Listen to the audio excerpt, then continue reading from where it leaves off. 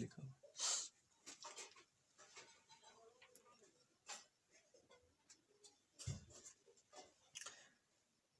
स्वागत करते हैं आपके अपने YouTube channel Sandeep physics classes में। इस क्लास में हम लोग बात करेंगे जेनर डायोड के बारे में, और यह क्लास है जो मॉडर्न फिजिक्स का सेकंड पार्ट है। यहाँ से हम क्लास को कंटिन्यू करने जा रहे हैं।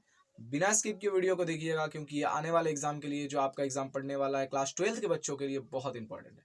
तो चलिए दोस्तों, स्टार्ट करते हैं आज का टॉपिक। आज का टॉपिक आपका है जेनर डायोड। जेनर डायोड सबसे पहले हम लोग जानेंगे कि होता क्या है। तो यहाँ पर देख रहे हो कि जेनर डायोड एक विद्युतीय उपकरण है।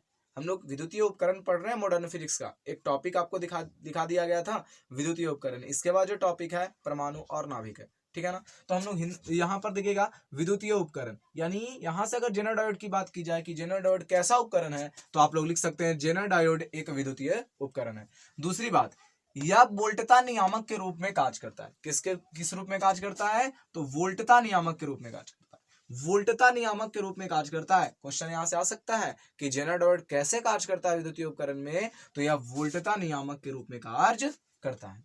ठीक है। अगर क्रियाविधि और बनावट की बात की जाए, क्रियाविधि और बनावट, अगर क्रियाविधि और बनावट की बात की जाए, तो अगर क्रियाविधि और बनावट को दोनों कंबाइंड हम लिखवाना चाहें, तो सबसे पहला बात हम लोग लिख सकते हैं इसके बारे में। पहला पॉइंट, एसी परिपथ से जोड़ा जाता है। सबसे पहले क्या किया जाता है? जेनर डायोड को एसी परिपथ से जोड़ा जाता है। दूसरी पॉइंट देखिएगा, अगर धारा का मान को बढ़ा रहे हैं, यानी आई का मान को बढ़ा रहे हैं, आई को हम लोग क्या बोलेंगे? धारा। आर को क्या बोलेंगे? प्रतिरोध। आई के मान को बढ़ाएंगे तो आर का मान भी बढ़ेगा, आई के मान को घटाएंगे तो आर का मान भी घट जाएगा। अगर इसमें रिलेशन बैठाना चाहे तो रिलेशन यहाँ साफ साफ नजर आ रहा होगा कि जब आई के मान को बढ़ाएंगे और आर के मान को बढ़ता है, आई के मान को घटाते हैं तो आर का मान घटता है। यानी यहाँ से एक रिलेशन निकल गया कि आई और आर एक दूसरे का समानुपाती होता है, डायरेक्टली प्रोपोर्शनल होता है। यहां तक बात बिल्कुल समझ में आ गई होगी। अगर इसकी डायग्राम की बात की जाए, यानी इसका अगर बनावट हम लिखवा, यानी कि डायग्राम में अगर इसको बक्से में, या बोल सकते हैं एक सिस्टम से एक ढंग से सजाया जाए, एक ढंग से अगर इसे सजाया जाए, एक सर्किट बनाया जाए, तो कैसा दिखेगा? ठीक है, तो उसको हम लोग यहाँ पर रख रहे हैं। चलिए ध्यान से देखिएगा। सबसे पहले बोला गया है कि जेनर डायोड को एसी परिपथ से जोड़ना है। क्रियाविधि में और बनावट में दोनों में एक ही बात बोला गया है, एसी परिपथ से उसे जोड़ना है, यानी प्रत्यावर्ती धारा से जोड़ना है। तो सबसे पहले हम उसे प्रत्यावर्ती धारा के मुख्य स्रोत से जोड़ देते हैं, यानी यहां पर हम एसी रख रहे हैं, या बोल सकते हैं प्रत्यावर्ती धारा रख रहे हैं। चलिए प्रत्यावर्ती धारा का हम साइन आपको दिखा देते हैं। प्रत्यावर्ती धारा का साइन से यहां लिख देते हैं, ठीक है। यानी यहां पर हम लिख देते हैं प्रत्यावर्ती धारा, ठीक है। प्रत्यावर्ती धारा ये वाला हो गया। जेनर डायोड का आपको डायग्राम नजर आ रहा होगा, ये इस डायग्राम को यहां पर हम लोग जोड़ रहे हैं। सबसे पहला काम बोला गया है कि जेनर डायोड को क्या करना है? जेनर डायोड को करना है क्या काम है? कि इसे प्रत्यावर्ती धारा के मुख्य स्रोत से जोड़ देना। चलो हमने जोड़ दिया। किससे जोड़ दिया? प्रत्यावर्ती धारा के मुख्य स्रोत से जोड़ दिया। आगे का काम क्या होगा वो आगे जाने। आगे का काम करने के लिए हम लोग जानते हैं कि अगर धारा के मान को बढ़ाते हैं तो प्रतिरोध का मान भी घटता है, यानी इसमें प्रतिरोध भी शामिल है। क्या शामिल है? प्रतिरोध। यानी आगे चलकर एक सिस्टम लगेगा जिसको हम लोग रेसिस्टेंस बोलेंगे, प्रतिरोध बोलेंगे, क्योंकि प्रतिरोध शामिल है। क्योंकि धारा मान बढ़ाते हैं तो प्रतिरोध का मान भी बढ़ रहा है, धारा का मान घटा रहे हैं तो प्रतिरोध का मान भी घट रहा है। जब ये सारी विधियां होने के बाद जो काम करता है वोल्ट, ये वाला हमारा जेनर डायोड, वो कौन सा काम करता है? वोल्टता नियामक के रूप में कार्य करता है, यानी एक नियमित वोल्टता निकालता है। यानी अब जो काम होगा इसका, एक वोल्टेज निकालेगा। वो वोल्टेज कैसा होगा? नियमित वोल्टेज होगा। नियमित वोल्टेज, नियमित वोल्टता क्या होगा? नियमित वोल्टता। क्या होगा? नियमित वोल्टता, ठीक है। नियमित वोल्टता कहने का मतलब ना वोल्टेज का मान ज्यादा भी हो सकता है, ना वोल्टेज का मान एकदम कम भी हो सकता है, यानी जितना आपको चाहिए उतना आपके पास ये निकाल कर देगा। इसी को कहते हैं हम लोग जेनर डायोड। अगर फिर से इसे पढ़ना चाहें तो बहुत आसान सा है कि जेनर डायोड एक विद्युतीय उपकरण, बातों को सुनिएगा, जेनर डायोड एक विद्युतीय उपकरण जो वोल्टता नियामक के रूप में कार्य करता है। अगर इसकी बनावट और क्रियाविधि की बात की जाए तो सबसे पहले हम लोग लिख सकते हैं इस तरह से, लिखना चाहें तो, कि जेनर डायोड एक विद्युतीय उपकरण है। सर्वप्रथम इसे क्रिया में लाने के लिए प्रत्यावर्ती धारा के मुख्य स्रोत से जोड़ा जाता है। प्रत्यावर्ती धारा बहुत आसान है, प्रत्यावर्ती धारा के मुख्य स्रोत से जोड़ा जाता है। जब धारा के मान को बढ़ाते हैं प्रतिरोध का मान बढ़ता है, जब धारा के मान को घटाते हैं तो प्रतिरोध का मान घटता है। यानी यहां से देख रहे हैं कि I और R एक दूसरे का सीधा समानुपाती है। जब सीधा समानुपाती है तो एक रिलेशन यहां पर लिख दीजिएगा तो थोड़ा अच्छा लगे, ठीक है। अगर इसका डायग्राम यानी बोल सकते हैं सर्किट में जब इसे सजाना हो तो बस इस तरह का सर्किट आप बना सकते हैं। यहां पर बोला गया सबसे पहले एसी परिपथ से जोड़ना है, जेनर डायोड को एसी परिपथ के साथ जोड़ दिए। दूसरी बात बोली गई है आर का मान बढ़ेगा, आई का मान बढ़ेगा, आर का मान बढ़ेगा, यानी इस परिपथ में आई भी होगा और आर भी होगा। आई तो आपको यहां से मिल गया, धारा यहां से मिल रहा है, लेकिन आर नहीं है, आर को भी हम लोग इसी सिस्टम से लगा दिए, ठीक है।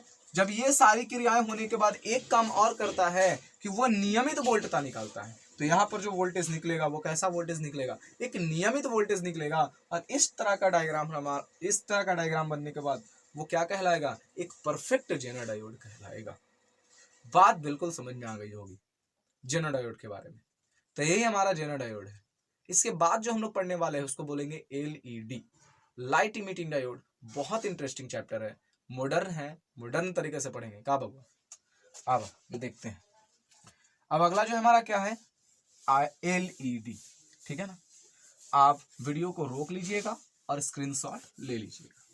चलिए अब एलईडी के बारे में थोड़ा जान लेते हैं।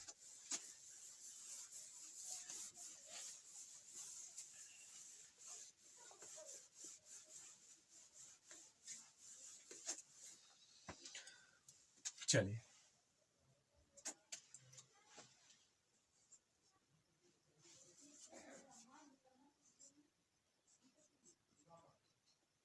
एलईडी, इसका पूरा नाम होता है लाइट इमिटिंग डायोड।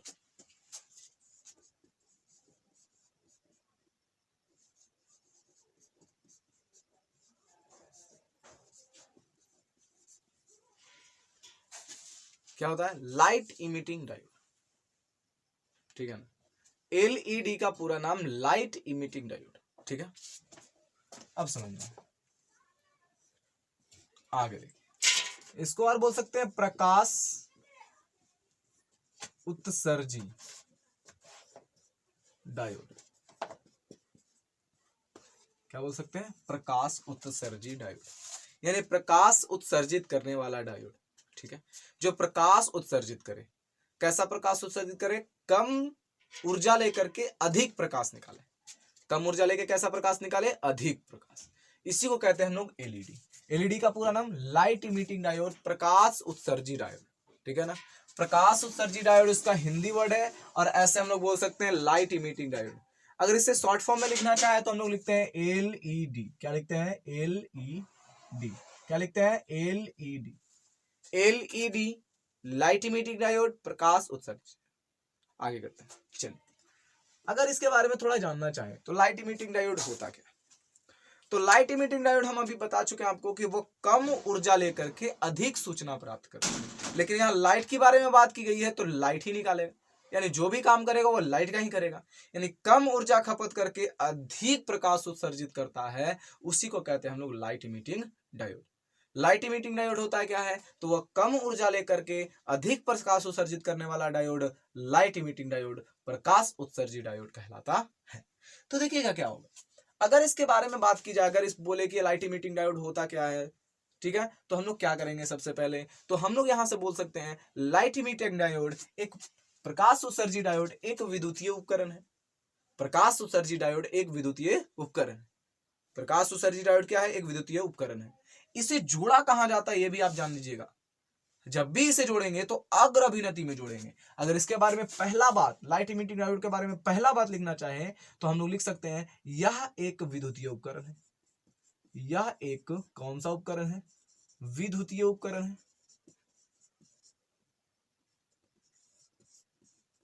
कैसा उपकरण है, यह एक विद्युतीय उपकरण है। दूसरी बात अगर की जाए इसके बारे में, तो दूसरी बात की जाए तो इसे हम कौन से अभिनति में जोड़ते हैं, इसे अग्र अभिनति में जोड़ते हैं। अग्र अभिनति में जोड़ते हैं। कैसे अभिनति में जोड़ते हैं, अग्र अभिनति में जोड़ा जाता है, ठीक है ना। सबसे पहला, यह एक विद्युतीय उपकरण है, इसे अग्र अभिनति में जोड़ते हैं। जैसे ही इसे अग्र अभिनति में जोड़ते हैं, जैसे ही इसे अग्र अभिनति में जोड़ते हैं तो क्या होता है? क्या होता है? कुछ तो होता होगा ना। तो कुछ होता नहीं है, बहुत कुछ हो जाता है। देखिए क्या होता है। तो क्या होता है? तो इलेक्ट्रॉन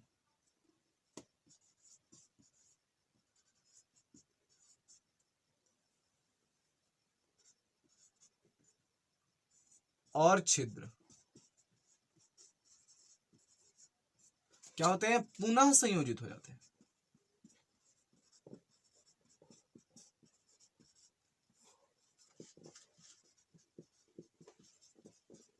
होता है, पुनः संयोजित होता है। चौथा बात क्या लिख सकते हैं? जैसे ही ये पुनः संयोजित होते हैं तो प्रकाशीय ऊर्जा उत्सर्जित करता है। कैसा ऊर्जा उत्सर्जित करता है? फिर से एक बार, जैसे ही ये पुनः संयोजित होते हैं तो प्रकाशीय ऊर्जा उत्सर्जित करते हैं।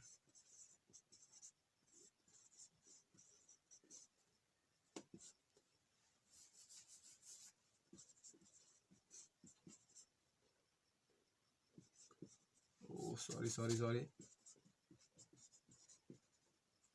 उत्सर्जित करता है। ठीक है।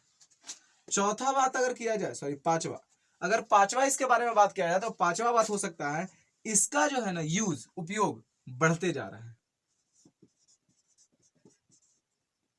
क्या हो रहा है? उपयोग बढ़ रहा है। ठीक है। जब इसका उपयोग बढ़ रहा है तो सोच सकते हैं कि बहुत ही ज्यादा पावरफुल होगा। पावरफुल नहीं, बहुत ज्यादा उपयोगी है। बहुत कम एनर्जी लेकर के बहुत चीजों की प्राप्ति कर लेती है। बहुत ज्यादा एनर्जी दे देता है, बहुत ज्यादा प्रकाश दे देता है। इसी कारण से इसकी खोज हो रही है। चलिए इसके बारे में फिर से एक बार। यह एक विद्युतीय उपकरण है। सबसे पहला, इसे अग्र अभिनति में जोड़ते हैं। दूसरी बात, तीसरी, इलेक्ट्रॉन और छिद्र पुनः संयोजित होते हैं। चौथी बात, प्रकाशीय ऊर्जा उत्सर्जित करते हैं। इसे ढंग से लिखा जाए तो क्या बोल सकते हैं? एलईडी एक विद्युतीय उपकरण है। ठीक है ना। दूसरी यहां से स्टार्ट करेंगे। प्रकाश उत्सर्जी डायोड एक विद्युतीय उपकरण है। ठीक है। कैसा उपकरण है? विद्युतीय उपकरण है। जब इसे अग्र अभिनति में जोड़ते हैं, कैसा अभिनति में? जब इसे अग्र अभिनति में जोड़ते हैं, हमेशा याद रखिएगा, अग्र अभिनति में। जब इसे अग्र अभिनति में जोड़ते हैं तो इलेक्ट्रॉन और छिद्र पुनः संयोजित होकर प्रकाशीय ऊर्जा उत्सर्जित करता है। ठीक है ना। यह क्या करता है कि कम ऊर्जा लेकर के अधिक प्रकाश उत्सर्जित करता है। यहां बोल सकते हैं कि यहां पर थोड़ा सा जोड़ सकते हैं, कम ऊर्जा लेकर के अधिक प्रकाश उत्सर्जित करता है। कम ऊर्जा से अधिक प्रकाश उत्सर्जित करने के कारण दुनिया भर में इसकी उपयोगिता बढ़ती जा रही है। दुनिया भर में इसकी उपयोगिता बढ़ती जा रही है।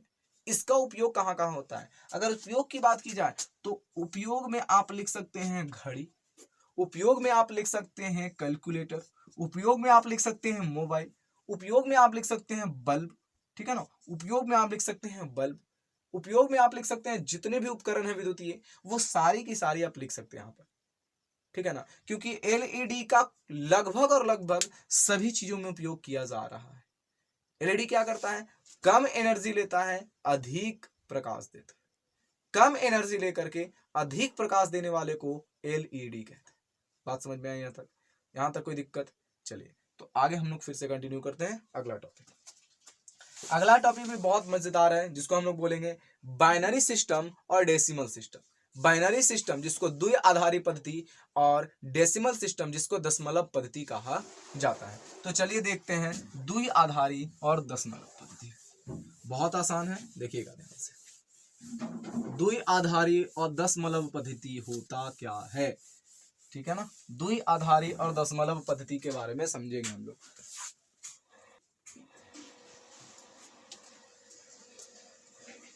चल देखते हैं क्या करने, क्या पढ़ना है हम लोग को अब? द्विआधारी और दशमलव। ठीक है ना। क्या पढ़ना है? द्विआधारी पद्धति और दशमलव पद्धति।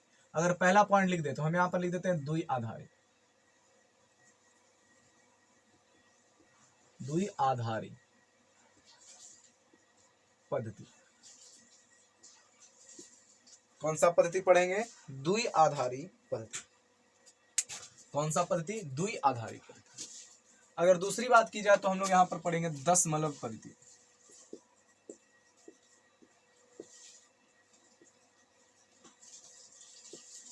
बाद में इसके बारे में देखेंगे डेसिमल या बाइनरी वाला कहानी। अगर बाइनरी की बात की जाए, द्विआधारी पद्धति की बात की जाए, यहां से देखिए नजर आ रहा होगा, द्वि का मतलब कितना होगा 2, आधारी का मतलब आधार, आधार मतलब हमारा बेस, नीचे, नीचे वाला कने नीचे, ठीक है ना। चल, तो यहां से अगर बोला जाए इसकी परिभाषा, तो वैसा पद्धति जिसके आधार में 2 हो, वैसा पद्धति जिसके आधार में 2 हो, नहीं तो बोल सकते हैं इसके आधार में 2 होता है और इसमें इतने से इतने अंकों का प्रयोग किया जाता है, क्या कोई दिक्कत, लेकिन हम लोग थोड़ा इसे क्या कर देंगे, डेकोरेट कर देंगे, थोड़ा सजा देंगे, सजा भी आता है ना सबको। चलिए, तो हम लोग देखिए क्या होता है, द्विआधारी पद्धति, वैसा पद्धति जिसके आधार में 2 हो, क्या हो, यहां लिख सकते हैं, जिसके आधार में कितना हो, 2, उसे क्या कहेंगे, द्विआधारी। अगर दशमलव की बात की जाए तो दशमलव हम लिख सकते हैं जिसके आधार में 10 हो, उल्टा, जिसके आधार में क्या हो, 10 हो, क्या हो जाएगा, जिसके आधार में 10 हो, जिसके आधार में 2 हो द्विआधारी, जिसके आधार में 10 हो दशमलव, ठीक है ना, जिसके आधार में 2 हो द्विआधारी और जिसके आधार में 10 हो दशमलव। चलिए, द्विआधारी में और थोड़ी बात की जाए, द्विआधारी में जिसके आधार में 2 की बात की गई है, दशमलव जिसके आधार में 10 की बात की गई। अगर द्विआधारी में अंकों की संख्या का यूज किया जाए कि कितने से कितने अंकों का प्रयोग करेंगे, तब कितने से कितने अंकों का प्रयोग किया जाए, तब आप क्या सोचिएगा कि द्विआधारी है और उसमें 2 अंकों का, यानी कहने का मतलब है कि उसके आधार में 2 रखा गया है, दशमलव है उसके आधार में 10 रखा गया है, तो अंक कितना होगा, उसमें कितने अंकों का, यानी द्विआधारी में कितने अंकों का, कहां से कहां तक के अंकों का प्रयोग करेंगे, और दशमलव में कहां से कहां तक के अंकों का प्रयोग करेंगे, इस बात को सोचें। अगर द्विआधारी की बात की जाए तो द्विआधारी में बहुत छोटा सा एग्जांपल, इसमें आधार में 2 और इसमें जीरो से लेकर, जीरो से बहुत ज्यादा नहीं, बहुत कम, 0 से 1 तक के अंकों का प्रयोग करते हैं,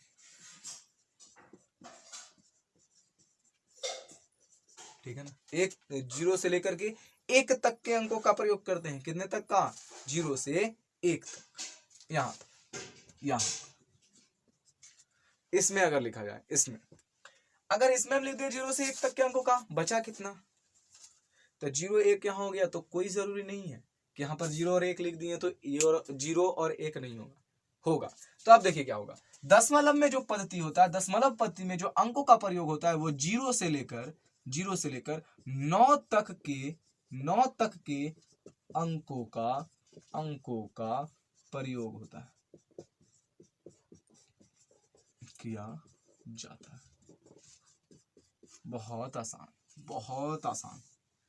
सबसे पहले हम बताएं आपको, जिसके आधार में 2 हो उसे द्विआधारी, जिसके आधार में 10 हो उसे दशमलव।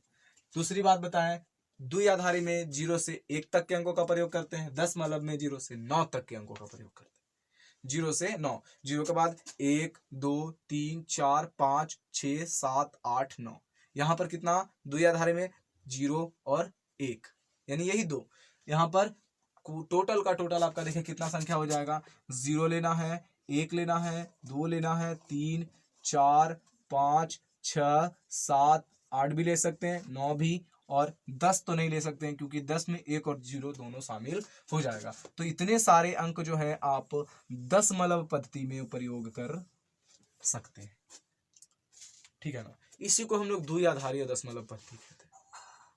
यहां पर से हम एक एक क्वेश्चन दे रहे हैं और बाकी क्वेश्चन को आप लोग, या एक एक क्वेश्चन यहां दे रहे हैं और फिर एक आध क्वेश्चन आपको यहां पर रिवाइज करवा देंगे। बाकी आप क्या करना है, हर कॉपी में से, हर बुक में से क्वेश्चन बैंक में से उठा कर क्या करना है, इस तरह के क्वेश्चन को सॉल्व करना है। तो यहां से हम क्वेश्चन करवा दे रहे हैं, एक आध क्वेश्चन देखिए एग्जाम्पल में, अगर यहां पर लिखा जाए, बोला जाए कि इस तरह के द्विआधारी को दशमलव में बदलिए, देखिए यहां पर देखिए द्विआधारी को बोलेगा दशमलव में बदलने के लिए, यानी आपका द्विआधारी दे देगा और बोलेगा दशमलव में बदलने के लिए। अब मैं ऐसा क्वेश्चन अगर दे दे कि ऐसे दे दे, देखिए पहले दशमलव का कहानी ले लेते हैं, थोड़ा अच्छा होगा, बोलेगा 25 को देखिए क्वेश्चन लिख देते हैं, वर्ड प्रॉब्लम में कैसे क्वेश्चन आएगा दोनों तरफ से, 25 को द्विआधारी में बदले, कैसा बदले, बाइनरी सिस्टम में बदले, लिख देते हैं बाइनरी सिस्टम में बदले, ठीक है ना, यहां पर शॉर्ट में लिख रहे हैं 25 को बाइनरी सिस्टम में लिख देते हैं यहाँ पे द्विआधारी साफ साफ, द्विआधारी पद्धति में बदले, ठीक है ना। क्या लिखा गया, 25 को द्विआधारी पद्धति में बदले, ऐसे लिख दिया जाएगा, नहीं तो दूसरा 25 लिख दिया जाएगा, इसके आधार में कितना लिखना पड़ेगा, 10। अगर 25 लिख के नीचे 10 दे दिया है तो समझ लीजिएगा यह दशमलव पद्धति में है। उसके बाद ये बराबर का साइन देगा, उसके बाद इस तरह का ब्रैकेट देगा और यहाँ पर खाली स्थान देगा, ठीक है। इस खाली स्थान में आपको भरना है और इसके आधार में आपका 2 दे रखा होगा। तो इस तरह सा क्वेश्चन समझ लीजिएगा कि 25 को द्विआधारी में बदलें या ऐसे लिखे, दोनों का मतलब एक ही पूछा जा रहा है। अगर इस तरह का क्वेश्चन है, और बदलने बोल दे आपको द्विआधारी में, तो बहुत आसान तरीका, 25 इस तरह लिखना है और एक गुणनखंड आपको पता होगा, जिस तरह से गुणनखंड निकालते थे, गुणनखंड पता होगा। इस तरह का क्या करना है, एक डायग्राम बनाना है और जब भी भाग देना है तो 2 से ही भाग देना है। 2 से अगर इसे हम भाग दें तो 12 दूना 24, हमें पूरा का पूरा नहीं कट रहा है, लेकिन उसके करीब जाना है, एकदम करीब। एकदम करीब कहने का मतलब है कि काटना नहीं है पूरा, जब भी काटेंगे तो 2 से काटेंगे, लेकिन पूरा नहीं कटना है। अगर पूरा कटेगा तभी काटेंगे, नहीं कटेगा तो जबरदस्ती नहीं कि 25 है तो हम लोग लिख सकते हैं 12.5, ये जरूरी नहीं है। हमको क्या करना है, बस इसके करीब जाना है। तो अगर हम 12 दूना 24 और 13 दूना 26 हो जाएगा, तो 12 दूना कितना होगा, 24। यानी यहां पर हम देखेंगे जितने टाइम्स में वो उतना आ रहा है, यानी जितने टाइम्स में उसके करीब जा रहा है उस चीज को यहां लिखेंगे। तो कितने टाइम्स में, कितने बार में इसके करीब जा रहा है, तो 12 बार में, तो यहां पर हम 12 लिखेंगे, ठीक है। तो 12 लिख देंगे और 12 लिखने के बाद देखिए बचा कितना, तो बचा हमारा कितना, 1। उसके बाद देखिए फिर 2 से ही भाग देंगे। अगर 2 से भाग देने के बाद यहां पर कितना आएगा, 2 छक 12, बचा कितना, 0, ठीक है। कितना बचा, 0। पहला देखिएगा 2 12, यानी 12 दूना 24, जितना आपका शेष बच रहा है यहां पे लिखना है। फिर देखिएगा 2 छक 12, पूरा का पूरा डिविजिबल, पूरा का पूरा कट गया। जब पूरा कट गया तो बचा कुछ नहीं, तो जो नहीं बचेगा उसके बारे में कितना लिखना है, 0। और जो नहीं बचेगा उसको यहीं पे लिखना है। बचेगा फिर भी यहीं लिखना है और नहीं बचेगा फिर भी यहीं लिखना है। यानी जो ना बचने वाला है और बचने वाला है, यानी जितना बचेगा उस चीज को यहाँ पर आप लोग लिखते चले जाइएगा। यानी ये वाला जो कंपार्टमेंट है वो शेषफल वाला। यहाँ पर देखिए पूरा का पूरा कट गया, शेषफल 0 आया, 0 लिख दिए। यहाँ पर देखिए कटा नहीं, 12 दूना 24, 1 आया शेषफल, यहाँ लिखा। फिर देखिए फिर जो भी भाग देना है कितना, 2 से, 2 तिया कितना हो जाएगा, 6। कितना शेषफल आया आपका, 0। फिर देखिए 2 से फिर भाग देने वाले हैं हम, कितने बार में कटेगा, 1 बार में इसके करीब जा रहा है, 1 लिखेंगे यहाँ पर। 2 एकाई 2, कितना शेषफल, 1 बच रहा है, क्योंकि 2 एकाई 2, यहाँ 3 है, हम 2 एकाई 2, 1 अभी बच रहा है मेरा, जो बचेगा उसको यहाँ लिखेंगे। अब देखिए 2 से छोटा हो गया, 2 से जब छोटा हो जाएगा तो कुछ नहीं करेंगे। जब अब क्या करेंगे, तो अब हमारा बहुत आसान सा है कि जब भी लिखेंगे तो नीचे से लिखेंगे, कन्ने से, नीचवा से। तो नीचे से लिखेंगे तो यहां से लिखना स्टार्ट करेंगे, यानी पहले यहां, उसके बाद इसको, उसके बाद इसको, उसके बाद इसको, उसके बाद इसको, ठीक है ना। यानी जो भी सिस्टम चलेगा ये वाला चलेगा, नीचे से ऊपर की। तो नीचे से लिखना स्टार्ट करेंगे तो पहले हमारा 1 है, फिर हमारा 1 है, फिर हमारा 0 है, फिर 0 है और फिर 1।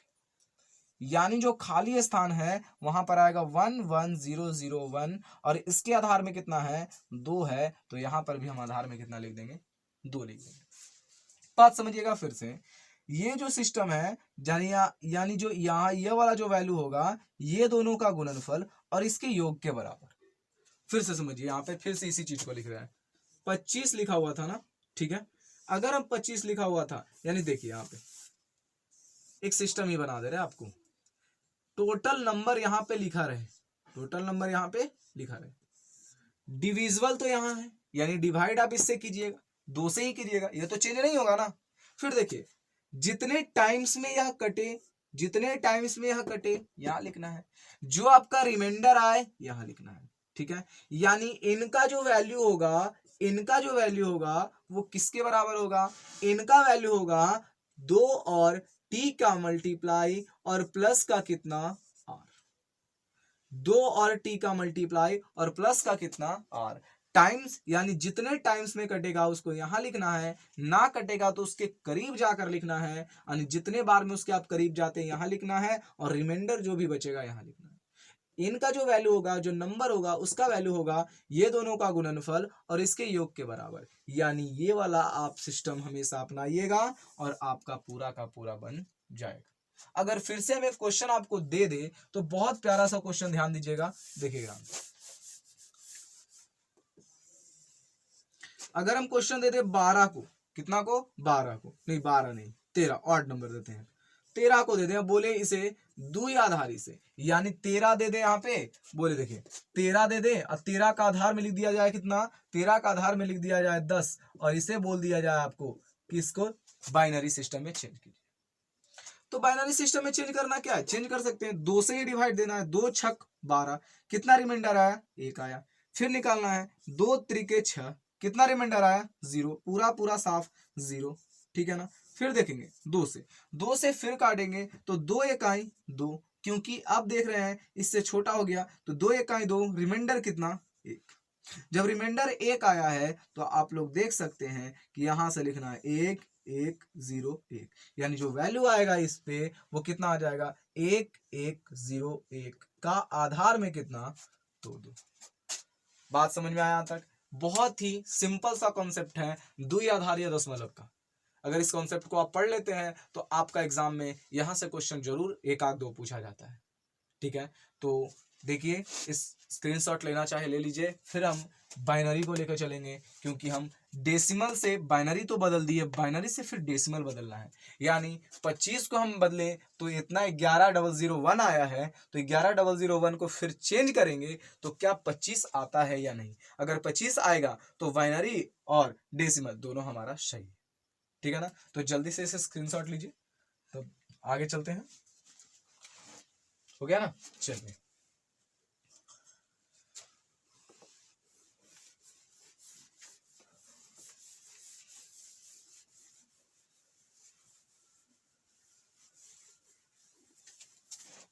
चलिए क्या करने वाले हैं, इसको हम फिर से बदल रहे हैं, यानी ये हमारा डेसिमल है, ये हमारा बाइनरी है, बाइनरी से फिर डेसिमल लाएंगे, यानी क्वेश्चन आपका इस तरह से दे देगा। देखिए यहाँ पे 11001 का आधार में 2 और ये किसके इक्वल होना चाहिए, तो क्या होगा यहाँ पर, इसके इक्वल आधार में जिसका 10, यानी इतना का वैल्यू निकालिए जिसके आधार में 10 हो, यानी दशमलव सिस्टम में निकालिए कि ये वाट, यानी क्या क्या स्थान पे क्या होगा, ठीक है ना। इस स्थान पे एक खाली जगह को आपको भरना है, तो खाली जगह को भरने के लिए कितना आएगा, 25, क्योंकि हम 25 को जब बदले थे तो 11001 आया था, यानी 11001 को फिर बदलेंगे तो 25 आएगा। अगर 25 आता है तो हमारा बनाया सही है, और नहीं आता है तो यहाँ पर हम लोग चेक कर रहे हैं गलत हो सकता है, ठीक है ना। चलिए, तो इसको क्या करना है, बहुत आसान से सजाना है, 11001 स्थानीय मान आप लोग बचपन में निकाले होंगे, उस तरह का आपको डायग्राम बनाना है। देखिए इसी तरह स्थानीय मान निकालते थे ना, यह स्थानीय मान का हम लोग डायग्राम बना लिए, ठीक है। आप लोग सोच रहे होंगे कि इस तरह से करेंगे तो क्या करेंगे, बहुत आसान है समझना, ठीक है ना।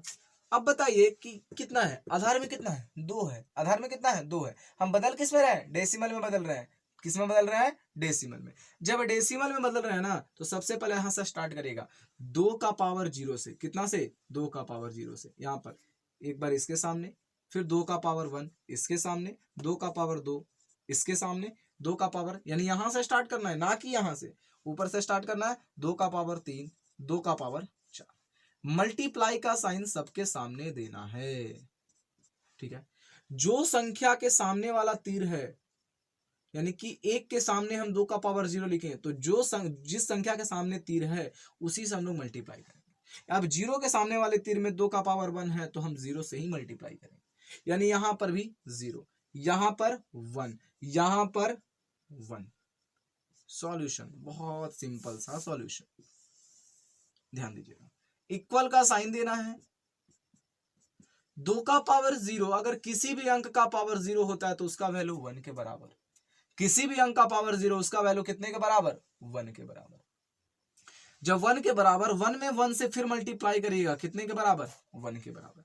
2 का पावर 1 2, 2 में 0 से गुना करिए कितने के बराबर 0, 2 का पावर 2 कितना 4, 4 में 0 से गुना करिएगा कितना 0, 2 का पावर 3 8, 8 में अगर 1 से गुना करते हैं तो कितना होता है 8, 2 का पावर 4 16, कितना होगा 16, और 16 में 1 से गुना करेगा फिर कितना हो जाएगा 16। अब क्या करना है यहाँ पे जोड़ना है, 16 8 24 और 1 कितना 25, यानी इस खाली स्थान पर हम कितना भर सकते हैं 25 भर सकते हैं। तो क्या इस 25 को जब हम बदले थे तो 11,001 आया था, इस 11,001 को फिर से बदले हैं तो क्या 25 नहीं आ गया।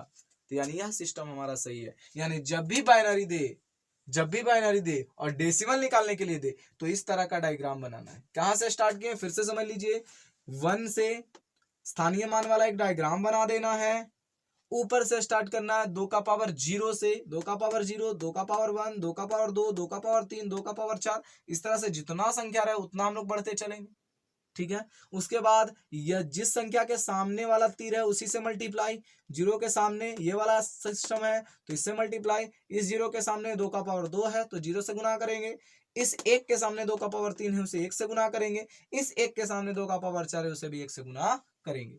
गुना करने के बाद जो वैल्यू आएगा उसको क्या कर देंगे जोड़ देंगे, और जुड़ने के बाद जो वैल्यू आएगा वो किसके बराबर हो जाएगा द्विआधारी पद्धति के बराबर हो जाएगा। यानी 25 को जब हम बदले थे तो 11,001 आया था, जब 11,001 को बदलेंगे तो कितना आएगा 25 आएगा। यानी यहां से हम लोग चेक कर लिए कि द्विआधारी को डेसिमल में कैसे बदलते हैं और डेसिमल को द्विआधारी में कैसे बदलते हैं। समझ में आया बउआ, कोई दिक्कत है?